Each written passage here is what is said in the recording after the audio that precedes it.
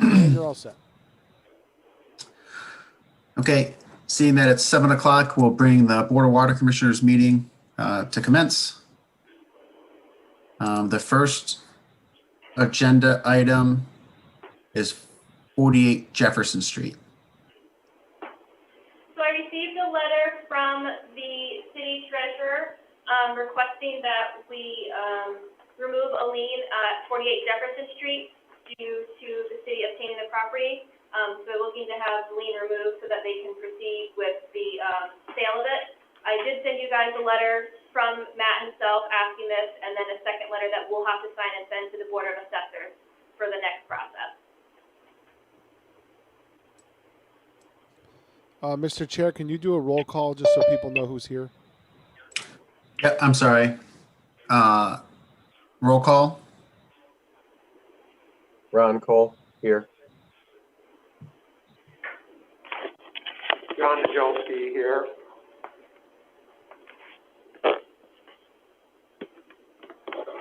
Joe Papalarczyk here.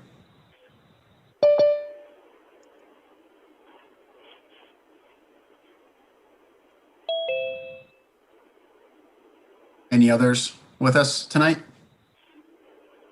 Are you looking for people who are not on the commission, just attending?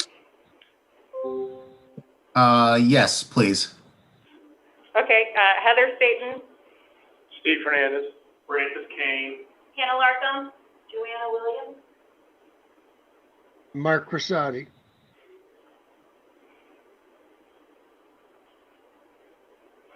Okay, thank you very much.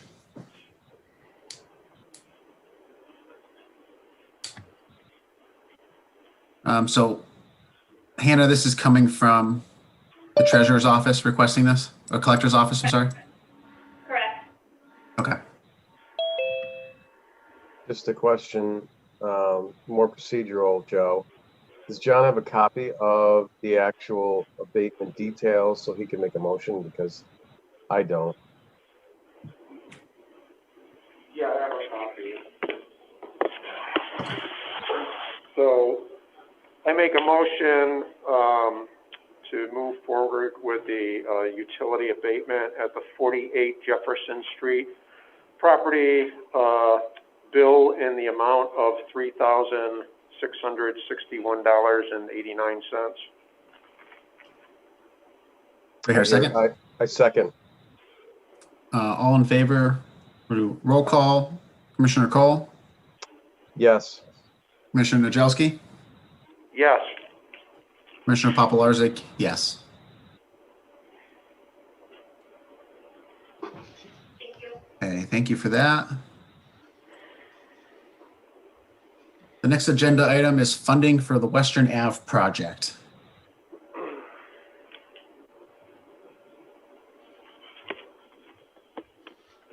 So, Mr. Chairman, I believe the agenda items on the, excuse me, on the agenda per my request. Again, this is a follow-up from your last meeting. Again, the issue of how to fund Western Avenue. We had a Zoom meeting with various department heads and parties with trying to get our hands around how to do that. There were a couple of suggestions.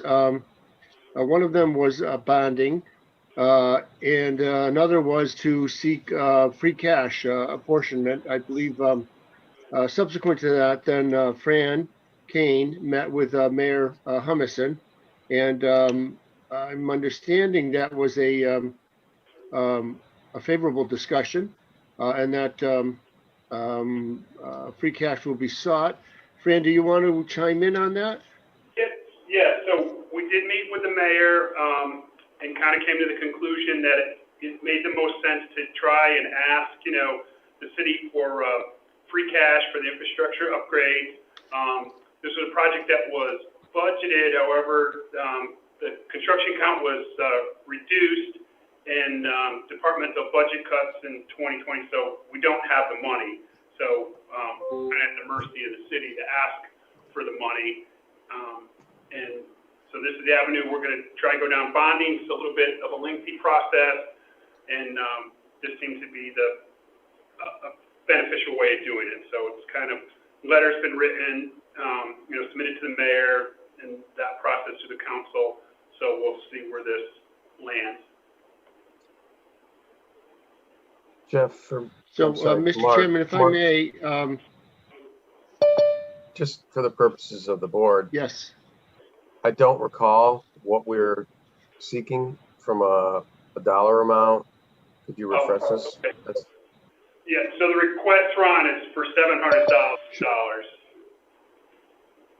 Is that with the contingency? Yes. Okay. That's with contingency. Okay, that answers my question. So, given the parameters and kudos certainly to Fran and for pursuing this and seeing where that'll go. But understand, as Fran mentioned, bonding is time consuming. It takes a bit of time, and we are under a bit of a time constraints. So if I could request the commission to, number one, vote in favor of the department pursuing the free cash disbursement, but should that not materialize, to vote for bonding of the $700,000. Now, understand that the bonding element of it, if the free cash does not materialize, the budget for the water department will not see the expense of that bonding, should they opt to do the bonding, until the fiscal year 2023. That's about 2 years away.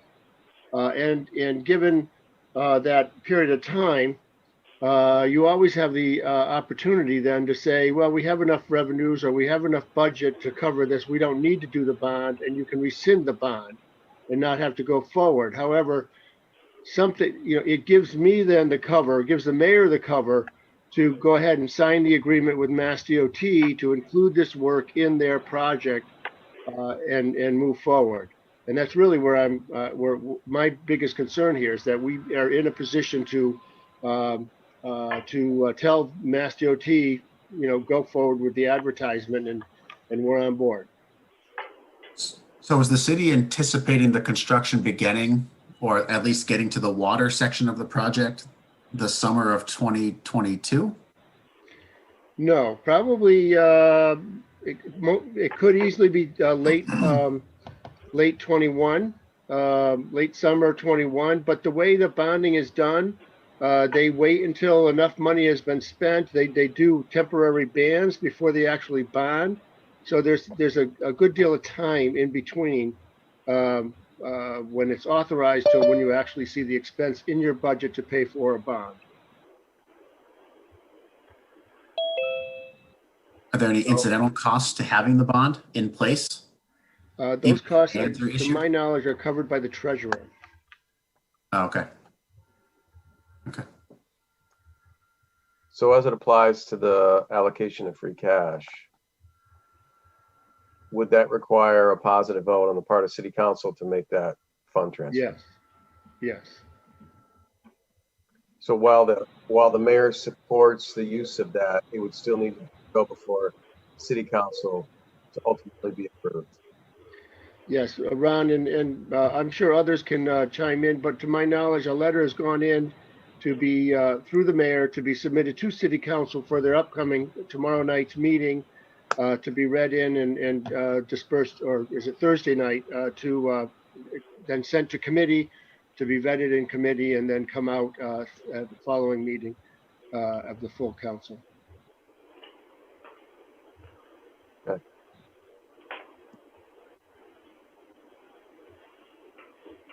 John, any further questions on your part? Well, just so I understand this correctly, so what we're contemplating is pursuing a bond? No. Right, well, you are trying to pursue free cash allocation Right, to the mayor and city basically, council. Asking for the city to loan us the money and/or just give us the money and pursue the project, in lieu of, going through the whole typical bond process. That's Right, because of the timing element. Because Mark needs a commitment by when? End of March. Beginning of April. Right, end of March, beginning of April. So if this doesn't pan out, trying to allocate free cash through the mayor and city council, basically, if we make the commitment, this is just coming out of our reserves? No, Right, City free cash. Right, if they approve that. right. And So now, what happens if they don't well, approve as it? Mark has suggested, you guys give approval to go down the avenue of a bond. If this doesn't pan out, go down that avenue, and maybe there's some success there, and there's some appetite for going it as a bond, because the council might say, well, it's a revenue generating department, they should be able to handle their own affairs, yada, yada, so. Right, but I guess I'm confused as to what happens if we get shot down by city council and Mark needs a commitment Well, within a certain amount of Mark time. answers that, but more likely, ultimately, if none of that went through, you proceed with the project without doing the water work and then have some exposure to, things going awry. I see. With infrastructure that you put a brand new road and Right. sidewalks and everything over. Regret, And, right. now you're ripping it up to fix it. And some of this stuff can be damaged in the whole construction process. Sure. It wouldn't even have a road in it. We'd be forced to fix it anyways if that happened, Right. so. So the city or the department's confident that they can build it into the 2023 fiscal year budget? That's essentially if the free cash doesn't come through, right? Is that that's where it would show up, this bond? The bonding would in 23, but not the full amount. Right. The first interest payment would be in fiscal 23. right, so it'd probably be a 20-year bond, so your first payment of the 20-year bond would be in 2023. Okay. What would be the bonded amount, Mark? $700,000? $700,000 would be the bonded amount. Is that the question? Yes. Yeah. Yes. Which is in the scale of a normal bond, that's chump change, right? It's not a large bond, no. No.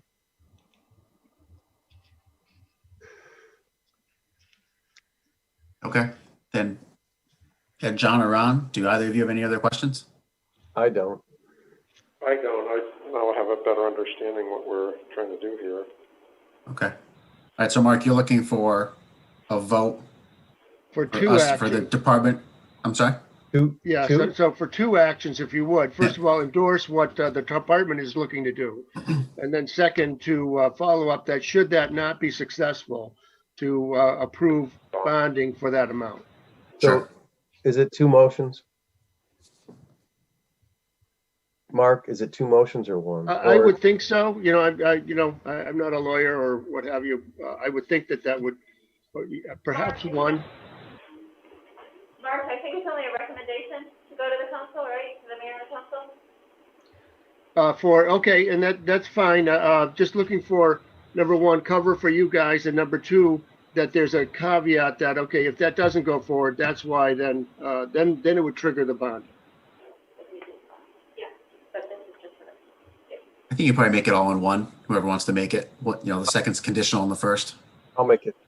I'll do my best to make it. Make a motion to authorize the request to City Council for the movement of $700,000 from free cash to support the Western Ave water infrastructure improvements required in that area with the project that's ongoing. And subsequent to that, contingent to that, if the approval is not made by City Council, to authorize the request for bonding in the amount of $700,000 to support said infrastructure upgrades. Do I hear a second? I second. All right. Roll call, Commissioner Cole, Yes. Commissioner Ojelski, Yes. Commissioner Papalarczyk, yes. Thank you very much. Yeah, thank you Is there very much, anything Mark, for else I explaining can, all that, and Joanna and yeah. Fran. Is there anything else you'd like me for this evening? I'm all set. Not unless you want to stay on and hear the lively discussion of water rate increase. I always would. You've heard me before, and you hear me repeatedly. Long term, keep it going. You're not doing anybody a favor and not raising the rates in a timely manner. So, thank you. Thank you very much, Mark. Thank you. All right, then we'll move on to the next item, discussion of water rate increase beginning fiscal year 2022. Okay, so water rates, always a hot topic. And, I think we wanted to get on the agenda, certainly probably not to vote, obviously, tonight of anything concrete, but just at least so you guys the discussion, the dialogue is happening in regards to a water rate increase and, beginning in, FY '22. So I don't think tonight we necessarily have to pick an amount or anything like that, but just the discussion that is needed. Clearly, when we're talking, we're going to borrow $700,000 from the city. Obviously, we have operations and projects going on, and we need the money to do that. So.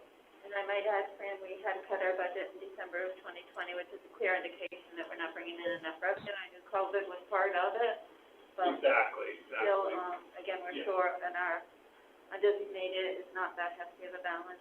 It's not enough to do capital projects, which is what it is intended for. We're generally helping our operating budget with our undesignated. And it's not, and it's not uncommon that in years past, we probably could have given that, it would have probably been all the designated we have, but gave $700,000 pretty much towards this project, which is a lot of the times when those projects come before us, that's how we funded them in large part with that. So that just wasn't an option now. So. Well, because you had greater confidence back then that you were going to replenish that funding, I would imagine. Yeah. Exactly, yeah. However, the construction account in December was cut $470,000. Right, that's another issue that we took a hit before we even started. So we were behind the eight ball before the undesignated even came in. Basically, the undesignated just backfilled the void, from the budget cut. So that's where we're at. And it's still winter. We're still going all the way to July, so there's a whole bunch of, A lot of stuff can go on. Yeah, exactly, coming up. Items that may have to. Is this the last year of the previously approved rate increase structure? No. The last time we had a water rate increase was April of 2019. You may be referring to the waste sewer fees, Joe, not the water. Oh, yep. Yeah, okay. Okay, so rates haven't been raised over the last couple of years. It's been the same. Right, April of 2019.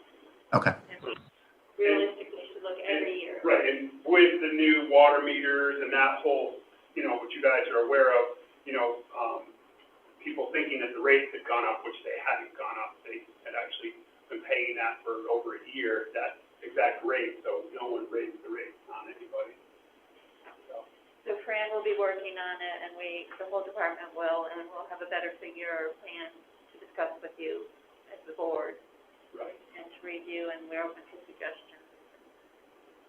But Yes. before we just want it to be a shocker, Right. I have a couple questions. I'll start with, from a revenue standpoint, last summer was relatively dry.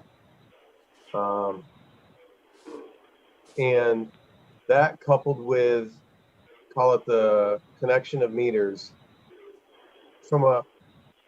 with those two factors, where did revenue come in? I know it hasn't been certified as of yet, but do we have a sense of what that necessarily meant from a cash flow or revenue standpoint? Yeah. Those two. I have some figures, Fran. Our revenues for fiscal 20 were $6.1 million. Currently, at the moment, our revenues for fiscal 21 are exceeding that by $6.2 million. But again, we blame it partly maybe on COVID, and also maybe the new meters doing accurate readings. There's not much of an increase, but it's encouraging to see. We think during COVID, people were keeping their money and not, letting it go and not paying their bills, and then all of a sudden, when things started to stabilize, they started paying their bills in late summer or what have you. The last quarter of fiscal 20, so we attribute it partially to that, but we're uncertain, but the true figure is the 6,000,001 for fiscal 20. So we did see, call it a nominal increase in revenue, potentially, potentially driven by COVID and people watering more or whatnot. So that's question one. Question two, in the past, when we've had these discussions, and I know I'm probably preempting what you're going to say next, but my hope is that we would have a similar forecast model of what both our expenditures would be from an expense standpoint, as well as what we anticipate our revenue streams would be over that same time frame. Clearly, we would need to include debt service on that as well, so that we've got kind of a fully loaded P&L to defend the request, or to defend the need for the rate increase. That to me has always helped us immensely in at least justifying what it is we're asking for, and defending the need for what it is we're asking for. Right, definitely could do that. And even just a prime example is the fact that, if, Mark was to come before us and ask for $700,000 for a project that, really wasn't something that, it was something they needed to get done, and that we would go ahead and pay the money for that. Fund out of our normal cash flow. Yeah. So we need to have the money there to be able to do Absolutely. And Fran, I guess that's my point, is I want to make sure that as we're asking for this, we have both the justification and a defendable position to say, this is the why. That's right. And, with the undesignated funds, that essentially that comes in, ties us over, if you will, till the next fiscal budget starts. But, we should be able to have some of that in reserve and not be drawing off of that. And, we're essentially operating off of that, and that's part of the problem. Yeah. Right? And 100%. I mean, one of the accounts that we continually underfund that is intended for this purpose specifically is a construction account. And we always get cut there because our revenue doesn't support it, or, for whatnot.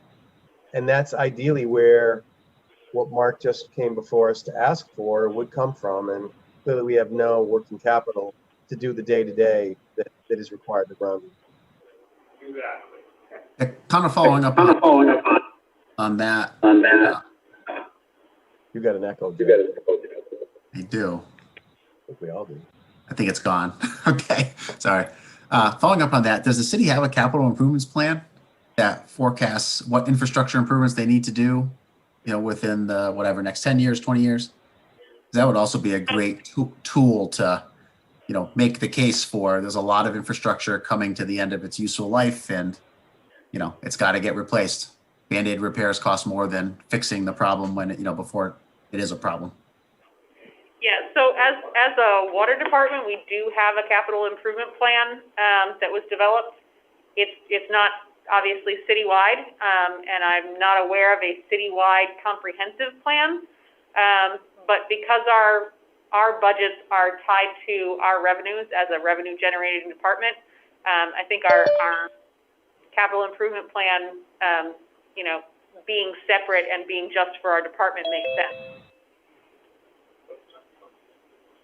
But Right, it's not funded. There's no funding mechanisms programmed into it. It's just an analysis of the needs that are expected to be upcoming based on the state of our infrastructure, the age, the condition, Yep. Right. But kind of like what Ron was just saying, I think what Ron was saying, if you have a construction account that's been cut, and you have projects you need to get done, this would be a good way to help keep cash in that account to continue to do improvements that the city's acknowledged, are coming over whatever the next 2 years, 3 years, 4 years, so on.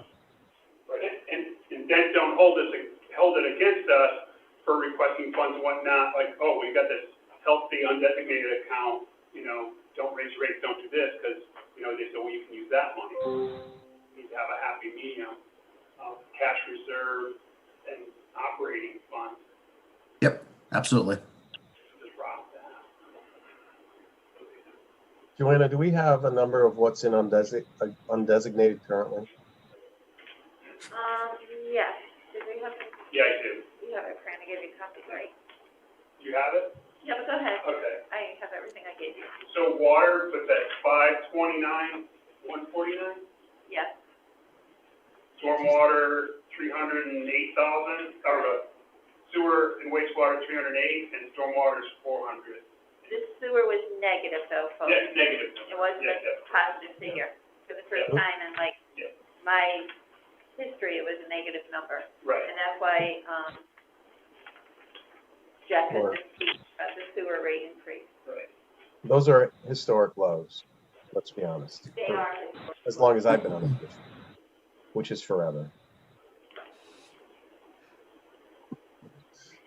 And it's longer, I think. Those of you that can't see me, I'm smiling.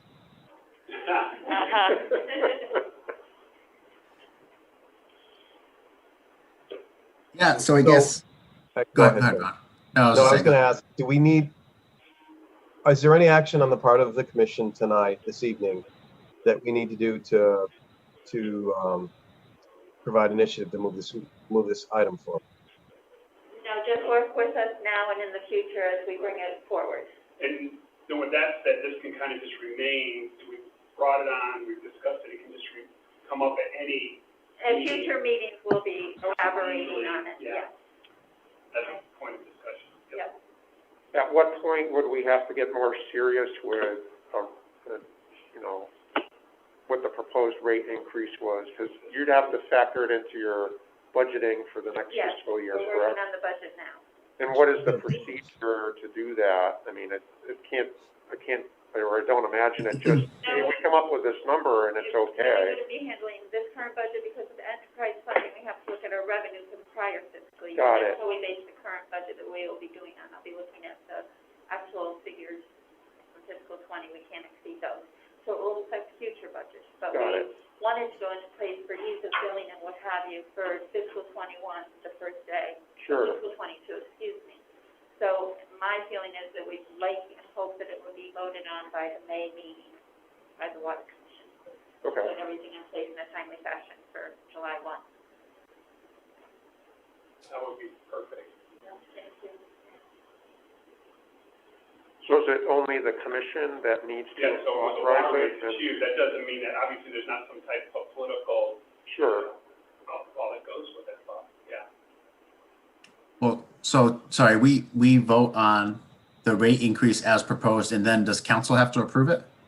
No, it's That was my question. water and 100%. Solely the water. Okay.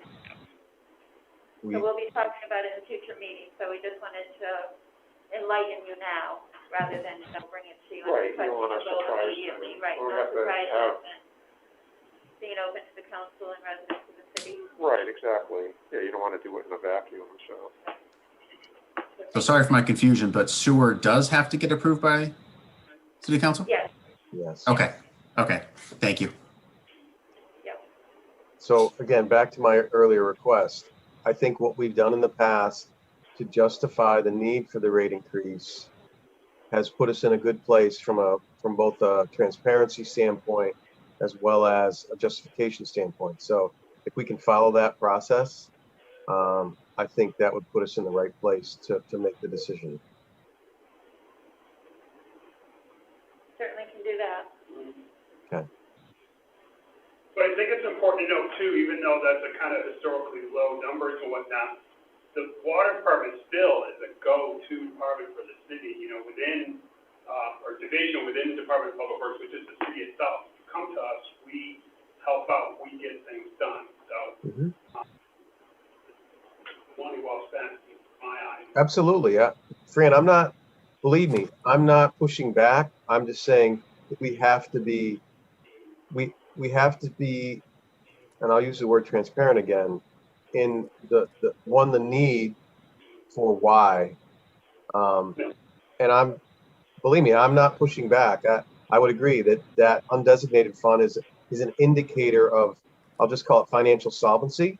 And with it that low, and again, we have no buffer for uncertainty, and clearly we're in a period of uncertainty that probably none of us have ever seen. So I want to make sure that we do the right thing. And I'm not pushing back. I just want to make sure that we've done it the same way. And I'm not suggesting you were, Ron, I'm just, we're all on the same page here. Yep, 100%.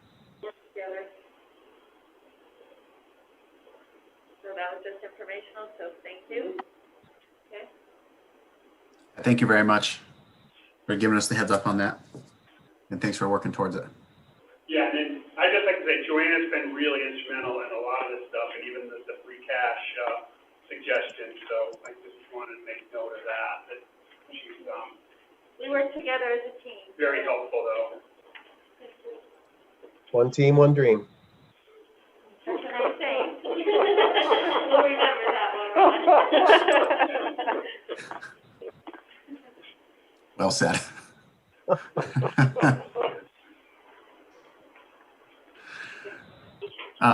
Anything else on the discussion of the water rate increase?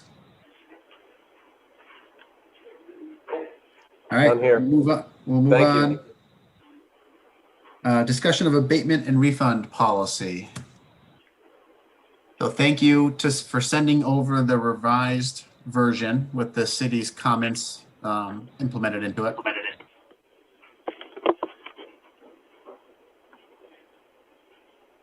I also sent over yesterday a checklist that ideally the office staff would fill out, myself or one of the girls in the office, to go along with the application.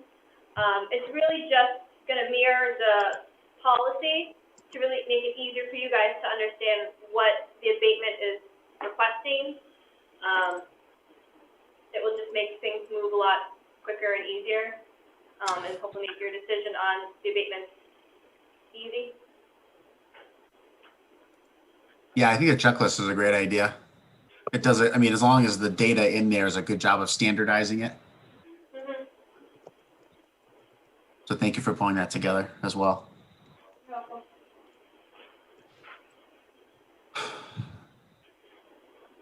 I guess, are there any highlights the city wants or the department wants to go review first, or guess I'm not sure what what the goal of the item is now. The goal of this was to make it where it's just a comprehensive process. So when it comes before you guys, you have something, to base your decisions upon, and that we have legitimate candidates for an abatement, that it's been vetted, and, a lot of that, that it's not a candidate for an abatement. I mean, obviously the board can do what they need to do, but, that, you're getting, And legitimate, or, yes, what you need to do as far as abatement, and not just have, if you said, okay, irrigation or abandoned properties or whatever, that we don't entertain those, so we don't need to have them before the board. And, it's already been vetted out that that's not an abatement. So the intent with this too would be to publish it on, say, the city website, so everyone comes up front before they pursue an abatement. But more so that you have, as part of the package for someone coming in and say they want an abatement, say, here you go, or office staff can Sure. Can screen it and say, you don't even meet the minimum or any criteria Right. for an abatement here, so there's no sense moving forward. Right. It takes some of the items that were in the previous policy and just kind of clarifies them and makes them really apparent and cut and dry as to what does qualify or what doesn't qualify in terms of, a request for an abatement. If the leak is attributed to, neglect of your internal plumbing system, that doesn't qualify under the old policy, but under the new policy, that's kind of put there right in the beginning so that it's not something someone has to hunt for. It's right there. Mm-hmm. So the 5 bullets in the beginning, were those in the old policy? Yeah, it was kind of put in the language of the abatement. You had to kind of dig around in the policy to find it.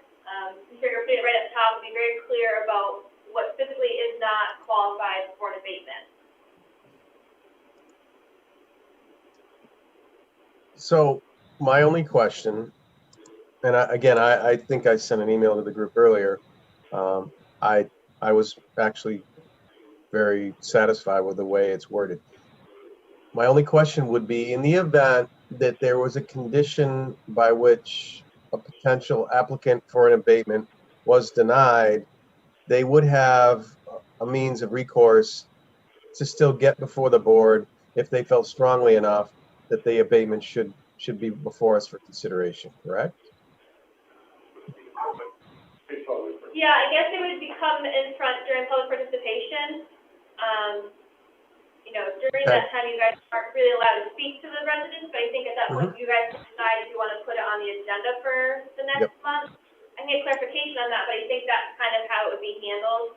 Yeah, and I'm fine with that. Okay, as long as that, because again, we don't clearly want to make this absolutely unilateral.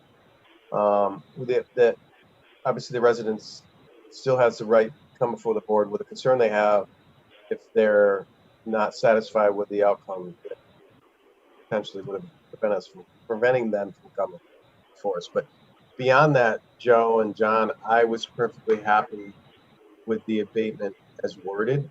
I've read it twice now, and I think it makes it pretty clear, concise, and reasonably simple in terms of from an interpretation standpoint. I just had a couple questions, and Hannah, you already answered this in one of your emails earlier. Did we hear back from law? Are we all set for item 9 for the option to issue a refund check instead of an account credit? Yes, I did speak to the city auditor. Her standpoint, that is, if a resident has paid the bill in full, the money is there to give it back as a refund. So if they do request that they have the credit or what the abatement returned as a refund, as long as the money's been collected, they are allowed to get the refund back. Okay, that's great. But the way that we've worded it, we kind of left it up that as long as the whole account was in good standings, except the bill in question, I could easily make an adjustment to that bill where no money's been collected, there won't be any type of refund. It'll just be an issued bill with the new amount that you've approved. Does that make sense? And that was a problem in the past, which item 7 is addressing, where they have to pay the whole bill, but they're not going to pay the whole bill because they don't think it's in dispute, and they're not going to give more money, thinking that they're giving less money. So it just goes round and round and round. We see that so many times. Yeah, so so item 7 gives you the opportunity to knock the bill down before they have to pay it. Correct.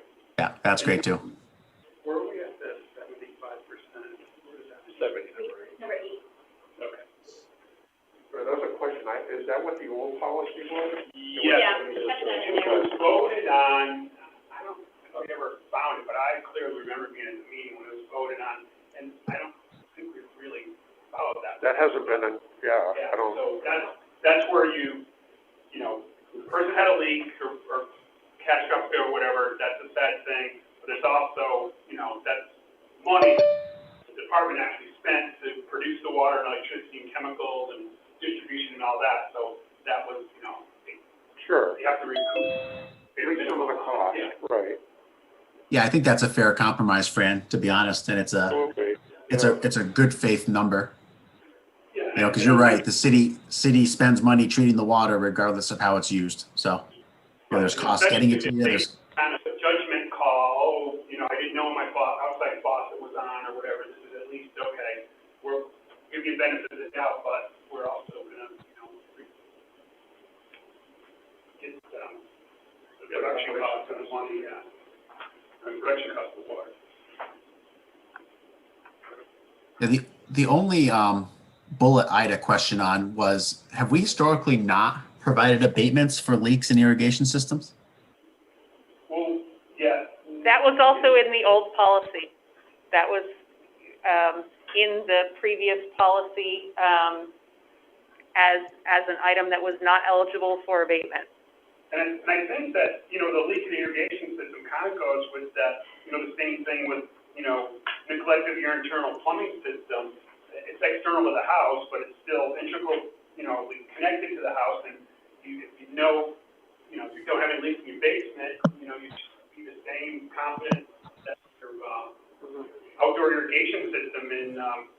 that one bill in particular, you know, the person that said they spent $198 with a typical bill, and then they got a $2,000 bill. I went to the house personally and looked, and sure enough, it was his irrigation system, which was leaking. He didn't have evidence, you know, it was able to percolate to the ground and all, but it clearly was his irrigation system. So how, that doesn't seem like we should be responsible for that. Mm-hmm. Yeah, I guess I had trouble delineating, you know, between, I guess the irrigation system's tough, right? Because if you don't blow out your system and you get a burst pipe, then, right, that's obviously not the city's fault. That's neglect of the, you know, the infrastructure. But if you've got a leaky joint or a leaky, you know, I don't know. It's just one of those things where you don't know it. It's just like a leaky toilet. You don't notice it. You know, it just happens to be an irrigation system and not, you know, an internal plumbing fixture. Right, well, with the new meters, a constant leak, such as you might have seen in, you know, previous years, would still come up as a flagged leak. So if, you know, the customer signs up for a customer portal and they go in and see, hey, I've got a leak, they've got that alert, or if, you know, the office sends out their courtesy notifications, hey, we've noticed that there's a leak on the system, whereas in, you know, using the old meters, you wouldn't have seen that until you actually got the high water bill.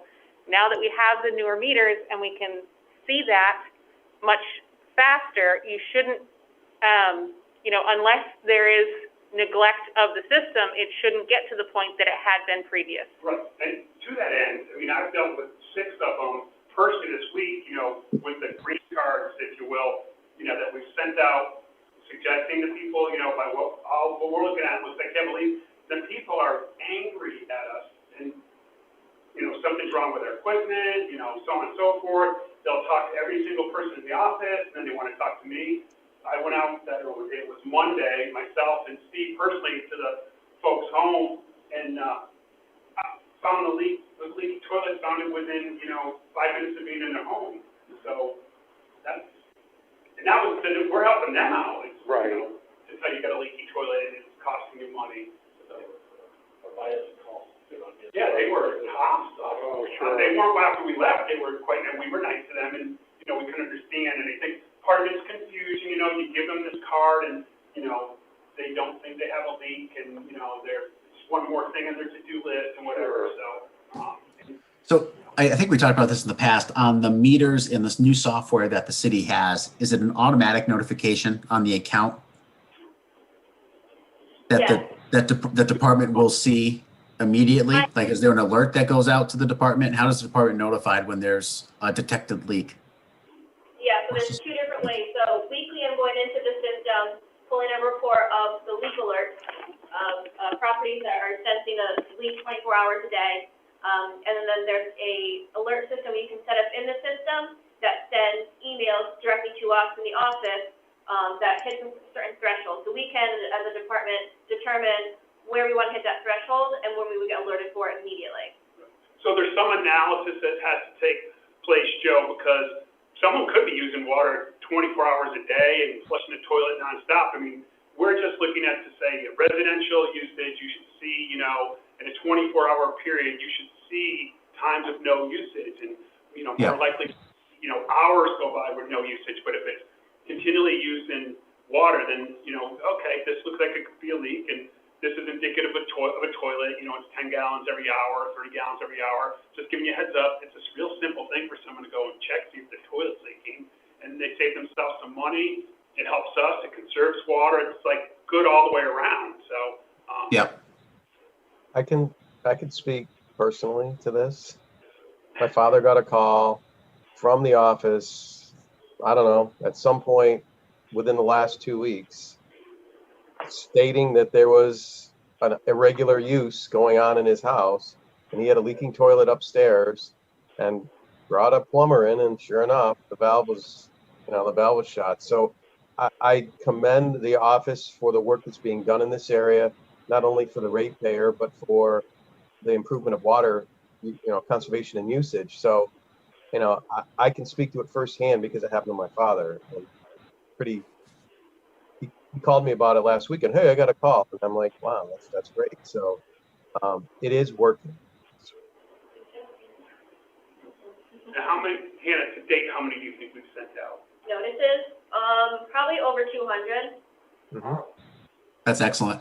It is. It's wonderful. So, Yeah. I mean, obviously, this was one of the hopeful benefits we had from putting in the metering, and clearly, it's paying dividends in that respect because, and we're doing a service to the ratepayer as well. So it's great.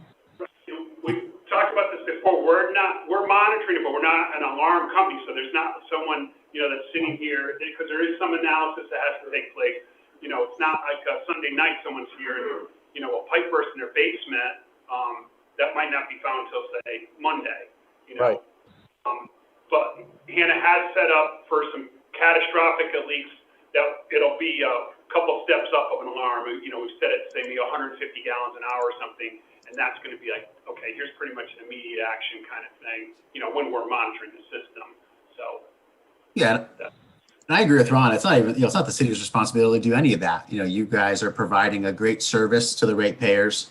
I was more just asking, because I still kind of see, an irrigation system, although not many people, not everyone has them, there could be a situation where it's a totally harmless mistake.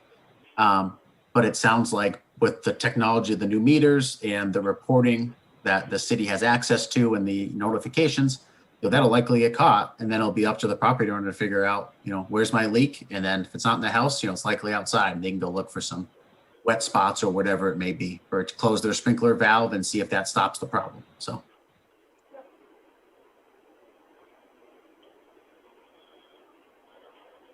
Does anyone else have any questions or comments on the abatement policy, the revised? I do not, Joe.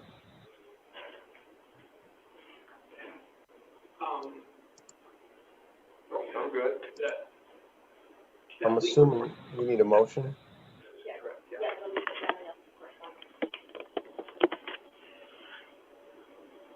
Do you hear a motion to accept the proposed revised water abatement policy? Yes, I'll make a motion to accept the new revised proposed abatement policy. Second. All in favor, roll call. Commissioner Cole? Yes. Commissioner Najelski?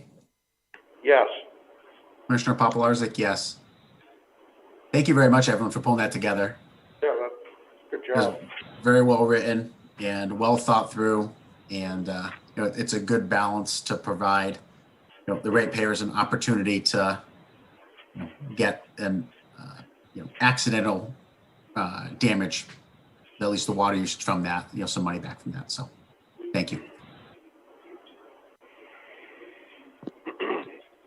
We'll move on to the next agenda item, approval of the January 4th, 2021 minutes.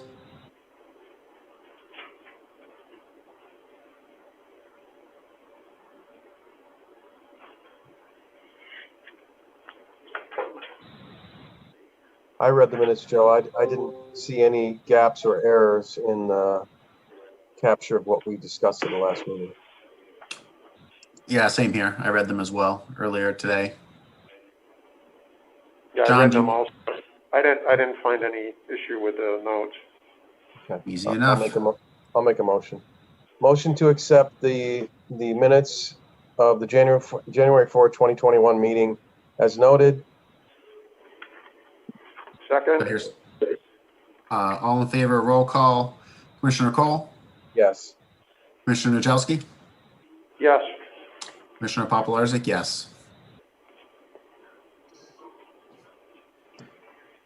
Okay, we'll move into department updates.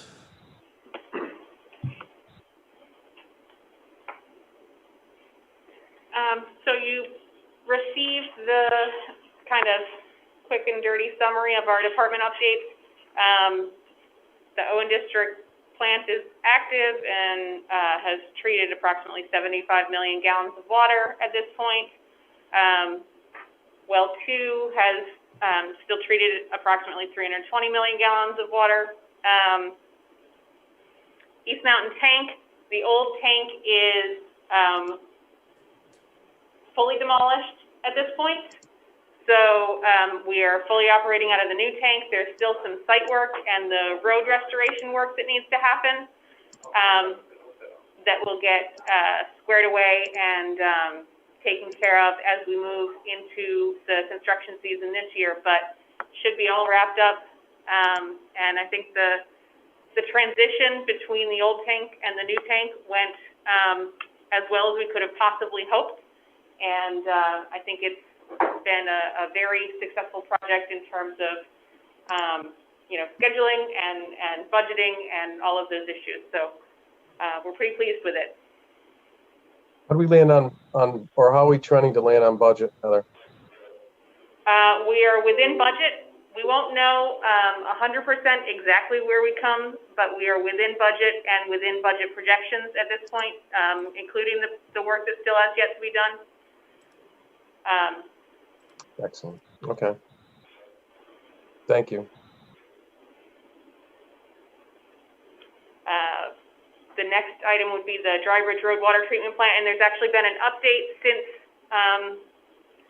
these were pulled together. The DEP did issue their intended use plan, and we are on it, fully projecting to fund the Dry Bridge Road estimate through the SRF program at 0%. There's a few steps that we still have to go through before we accept and pursue that funding. The intended use plan basically says, yes, they intend to fund our project.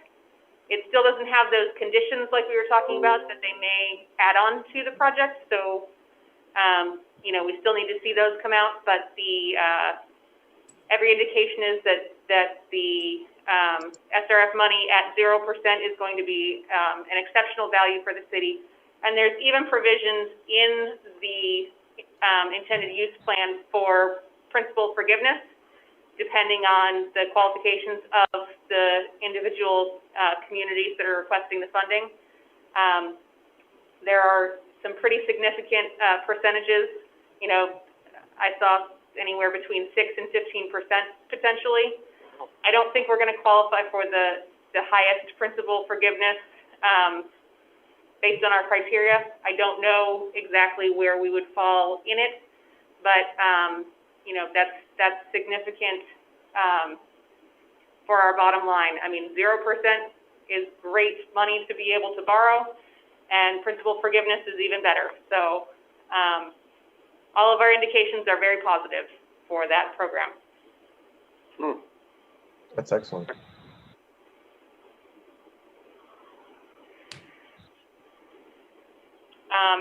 And then our reservoir is full, which is great. We like to see that. And we're continuing to get snow and precipitation, which is also great. We want to build up that snowpack so that we have that water More in the coming bank. in. Yeah. Yep. Are flashboards up as of yet or no? We don't typically have the flashboards installed over the winter necessarily due to ice. Typically we'll install them once the danger of ice is past, if we have the opportunity to. So that's what we're looking at doing this spring if we have the opportunity. Yeah. No, I know. And at times, if the water level's too high, obviously the flow over the spillway prevents the installation of those. I was just curious. Yeah. Cool. Thank you.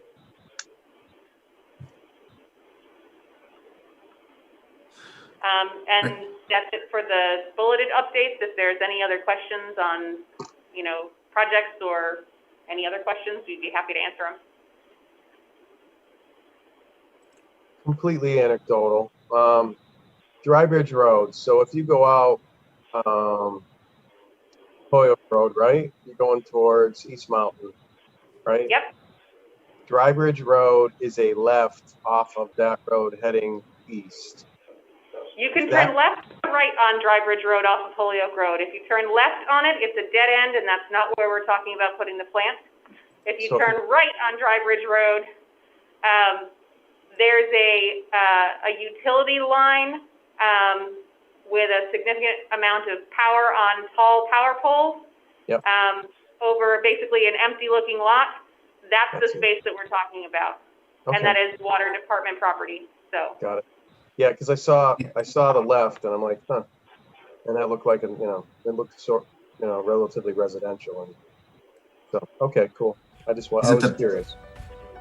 Big open parcel, or is it are you guys taking land from this other? It's got to be the big open parcel, right? So Beyond Sandy Hill Road. So if you look on the GIS, it's on Drybridge Road, and it's a large piece of property that stretches all the way from well 2, snaking up through, touching Drybridge Road, intersects with the well 1 property. It is a large chunk of land. Okay. Yeah, Pond Brook goes right through it. Yes. Yep. Okay. Yeah, that's great.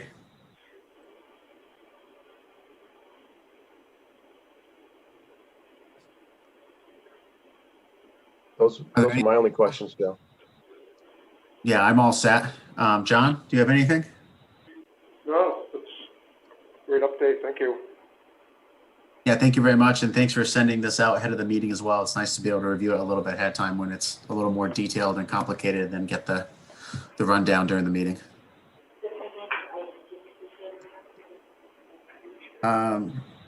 There's nothing else. Well, I guess we can schedule our next meeting.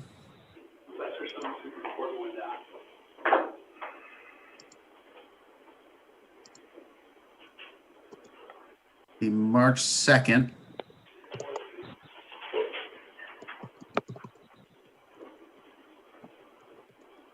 Works for me. Works for me as well, Joe. Yep. John, March Fine. March Yep. 2nd? Good. Yep. Okay. 7 o'clock good for everyone? Yes. Okay.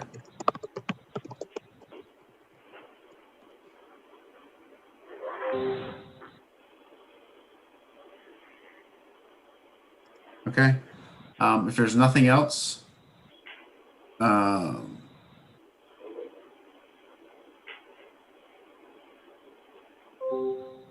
I hear a motion to adjourn at 7:58? I make a motion to adjourn the Board of Water Resource at 7:58 on. Do I hear a second? Second. All in favor, roll call. Commissioner Cole? Yes. Commissioner Ojelski? Yes. Commissioner Papalarzik, yes. All right, thank you very much, everyone.